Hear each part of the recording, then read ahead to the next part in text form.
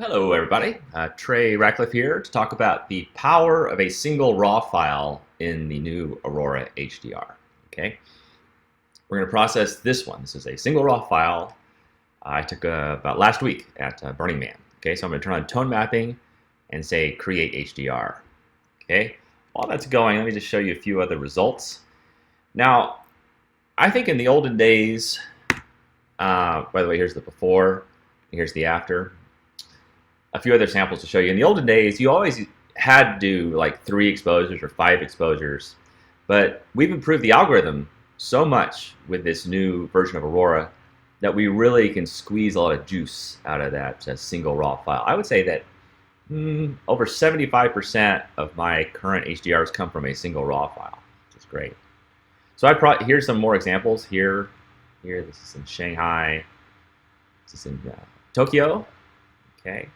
And I tested this with 3 photos and 1 raw file. Can't find a difference. Cannot find a difference. Before and after. Here's another one before and after. I made that one a little bit spicy. That's a good thing about Aurora HDR. If you want to make it like super colorful and HDR, you can, or you can make it more subtle. This is the before in Singapore, the after in Singapore. This is in Barcelona. That's before and after. Look at that. It's also really improved for architecture. Okay, before and after. Look at that. Okay, we probably have Aurora ready to go now. Our toasty is ready to come out of the oven. Okay. Now, because I checked tone mapping, immediately it's already done a little something something. See that? Already looking good, isn't it? Okay. The nice thing about it is there's going to be no noise. Watch it. So you can see up here, this was shot at 1000 ISO, f4.5, 28 millimeter. By the way, I used a Sony a7R Mark III with a, what lens was that? 24 to 105 lens. So let's zoom into 100%. And look at that, no noise.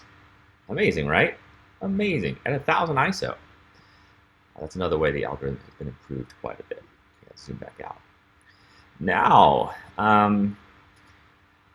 I always think about it in 3 levels, Aurora, okay? For the total beginner, that's all you need to do. We're done, right? You can kind of see the before and after. It's already much improved, right? So you can just be done, you can export it, back to Lightroom, whatever you want to do, okay? Level 2 is using a preset, okay, of which there are many presets. We have lots of categories down here. It even ships with a lot of my presets, okay. Go through here and find a preset that you think is interesting. This one looks good. Giddy Up Cowgirl. Here's an extreme one called Making Cookies.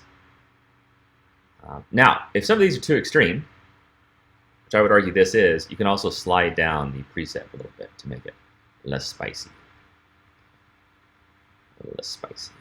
But it looks kind of cool though, I must say. All kinds of stuff in here for you to play with. Because that's level 1. That's level 2, I'm sorry, using a preset. Okay. Let's go back to this one. Now let's go with a normal one, this one. There we go. Anti-vegan tiger. Okay, then level 3 would be for you to go play with all these controls over here and do more manipulations. First, let me start by cropping it in a little bit because I got some dark corners there I don't think I quite had on my lens hood in the right position. Okay, rookie move, Ratcliff. Rookie move. Okay, so these controls here, and I have many more videos, by the way. Check my YouTube channel or my Facebook. Many more that show off all these different controls. Basically, this is a lot like Lightroom, right? Plus twice as many controls. Just the overall exposure, a little bit of contrast. I'll drop down the highlights. It's looking good. This is where you can really HDR it up a little bit, HDR enhance, so you can really crank this thing as hardcore as you want to go. If you do have a high noise photo, just because you shot it like ISO 12800, there's this nice area here, HDR denoise, which is very fast. Check out my other videos on LUTs, look up tables. Here's image radiance, this is one of my favorite areas. You can really make things glow. Usually I just do that to part of the photo using using layers. Won't do it here. And down here, we'll go play with top and bottom tuning because I want to darken the ground. So I'll click on bottom, drop down the exposure, a little less contrast, a little less color. And then set orientation. This will say where the ground is. It's already put it down there earlier. It's good. Good go. Look at that. Yeah, so check it out. Look at that, before and after. Very nice. Okay. Well, I hope this gets you excited about using a single RAW file. You're probably sitting on a ton in your Lightroom or wherever you keep your files. So maybe you can go back and pick out some of your favorite older RAWs and kind of breathe new life into them using this new modern technology. All right, guys, that is it from me. Go check out my other videos.